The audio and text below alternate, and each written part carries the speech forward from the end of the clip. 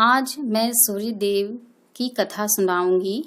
अगर मेरा चैनल अभी तक सब्सक्राइब नहीं किए हैं या आप हमारे चैनल पे पहली बार आए हैं तो कृपया सब्सक्राइब करें ताकि नई वीडियो अपलोड होते ही सबसे पहले आप तक पहुंचेगी।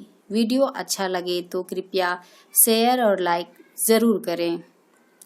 सूर्य देव की पूजा कृपया ध्यानपूर्वक सुने और करें हमारे साथ। श्री सूर्य देव के पूजन के लिए तांबे की थाली और लोटे की जरूरत होती है। इसके साथ लाल चंदन और लाल फूल रहने चाहिए। इसके अलावा थाली में एक दिया भी रखें। इसके बाद लोटे में जल लेकर उसमें लाल रंग के चंदन का पाउडर मिला दें। इसके साथ ही लोटे में फूल भी डाल दें। अब दीपक और लोटे को थाली में रख लें। इसके बाद ओम सूर्याय नमः का जाप करें। 108 बार जाप करें। अब सूर्य देवता को लोटे में जल चढ़ाएं। अंत में भगवान सूर्य को प्रणाम करें। अब मैं सुनाने जा रही हूँ सूर्य देव की व्रत की कथा। गांव में एक बूढ़ी अम्मा रहती थी जो नियमित तौर पर रविवार के दिन सूर्योदय से पहले उठकर नित्य कर्मों से निवृत्त होकर अपने आंगन को गोबर से लीपती थी। इसके बाद वो सूर्य देव की पूजा अर्चना करती थी। साथ ही रविवार की व्रत कथा भी सुनती थी। उस दिन एक ही समय भोजन करती थी और उससे पूर्व सूर्य देव को भोग भी लगाती थी। सूर्य देव उस बूढ़ी अम्मा से बेहद प्रसन्न थे। यही कारण था कि उसे किसी भी तरह का कोई कष्ट नहीं था और वो धन धान्य से परिपूर्ण थी। जब उसकी पड़ोसन ने देखा कि वह बहुत सुखी है तो वो उससे जलने लगी। बूढ़ी अम्मा के घर में गाय नहीं थी, इसीलिए वो अपनी पड़ोसन के आंगन से गोबर लाती थी क्योंकि उसके यहाँ गाय बंधी रहती थी। पड़ोसन ने बूढ़ी अम्मा को परेशान करने के लिए कुछ सोचकर गाय को घर के अंदर बांध दिया। अगले दिन रविवार था। बूढ़ी अम्मा को आंगन नीपने के लिए गोबर नहीं मिला। इसी के चलते उसने सूर्य देवता को भोग भी नहीं लगाई, साथ भी खुद भी भोजन नहीं किया और पूरी दिन भूखी प्यासी रही और फिर सो गई। रात्रि में सूर्य भगवान ने उन्हें स्वप्न में दर्शन दिए और व्रत ना करने तथा उन्हें भोग ना लगाने का कारण पूछा। बूढ़ी अम्मा ने बहुत ही करुणा स्वर में पड़ोसन के द्वारा घर के अंदर गाय बांधने और गोबर न मिल पाने की बात कही। सूर्य भगवान ने अपनी अनन्य भक्त बूढ़ी अम्मा की परेशानी का कारण जानकर उनके सब दुख दूर करते हुए कहा, हे माता, तुम प्रत्येक रविवार को मेरी पूजा और व्रत करती हो। मैं तुमसे अति प्रसन्न हूँ और मैं तुम्हें ऐसी गाय प्रदान करता हूँ जो तुम्हारे घर आंगन को धन्य धान्य से भर देगी। तुम्हारी सभी मनोकामनाएं पूरी होगी। रविवार का व्रत करने वालों को मैं सभी इच्छाएं पूरी करता हूँ। मेरा व्रत करने व कथा सुनने से बांझ स्त्रियों को भी पुत्र की प्राप्ति होती है। स्वप्न में उस बूढ़ी अम्मा को ऐसी वरदान देकर सूर्यदेव अंतर्ध्यान हो गए। अगले दिन जब सोकर उठी बूढ़ी अम्मा तो उसने देखा आंगन में एक सुंदर गाय और बछड़ा बंधा था। उसे देख बहुत ही खुश हुई और बड़े प्यार से गाय और बछड़े को चारा खिलाया। वहीं उसकी पड़ोसन बूढ़ी अम्मा के आंगन में बंधी सुंदर गाय और बछड़े को देखकर और अधिक जलने लगी।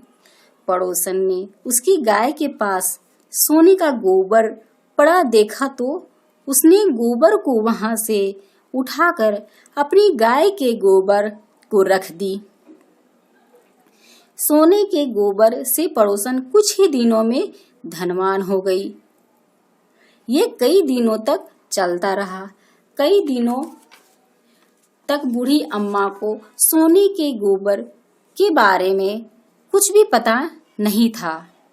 ऐसे में बूढ़ी अम्मा पहले की ही तरह सूर्यदेव का व्रत करती रही, साथ ही कथा भी सुनती रही। सूर्यदेव को पड़ोसन की चालाकी का पता चला, तब उन्होंने तेज आंधी चला दी। तेज आंधी को देखकर बूढ़ी अम्मा ने अपनी गाय को घर के अंदर बांध दिया। अगले दिन जब बूढ़ी अम्मा उठी तो उसने सोने का गोबर देखा तो उसे बेहद आश्चर्य हुआ। तब से लेकर आगे तक उसने गाय को घर के अंदर ही बांधा। कुछ दिन में ही बूढ़ी अम्मा बहुत ही धनी स्त्री हो गई। बूढ़ी अम्मा की सुखी और धनी देखकर पड़ोसन और भी अधिक जल भुनने लगी। पड़ोसन अपने पति को समझा बुझाकर उसे नगर के राजा के पास भेजा और राजा के पास जाकर पड़ोसन के पति ने जाकर कहा कि हे राजा, आपके राज्य में ही एक बूढ़ी अम्मा रहती है जिसके पास सोने का गोबर देने वाली गाय है। राजा को जब बूढ़ी अम्मा के पास सोने का गोबर देने वाली गाय के बारे में पता चला तो उसने अपने सैनिक को बूढ़ी अम्मा के गाय लाने का आदेश दिया। सैनिक उस बूढ़ी अम्मा के घर पहुंचे। उस दिन बूढ़ी अम्मा सूर्यदेव को भोग लगाकर स्वयं भोजन करने वाली थी। राजा के सैनिकों ने गाय और बछड़े को खोला और अपने साथ महल की ओर ले चले।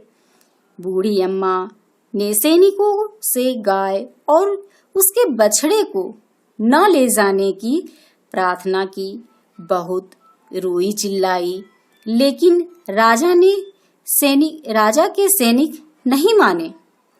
राजा गाय व बछड़े के चले जाने से बूढ़ी अम्मा को बहुत दुखी हुई।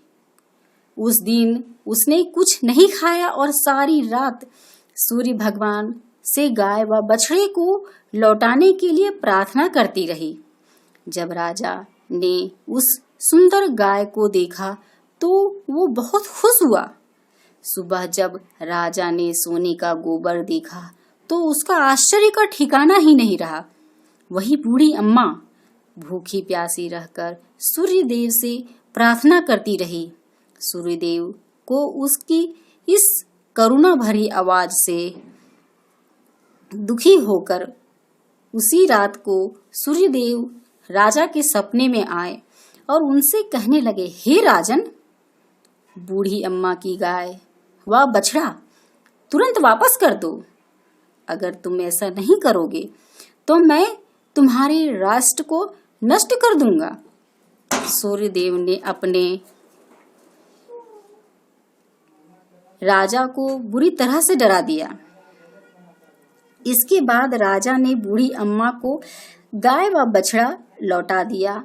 राजा ने बूढ़ी अम्मा को ढेर सारा धन दिया और क्षमा मांगी।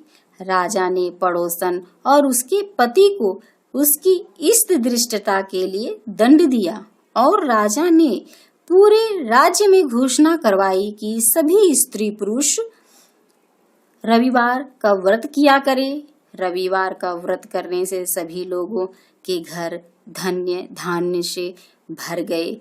चारों ओर खुशहाली छा गई। सभी लोगों के शारीरिक कष्ट दूर हो गए। राज्य में सभी स्त्री पुरुष सुखी जीवन यापन करने लगे।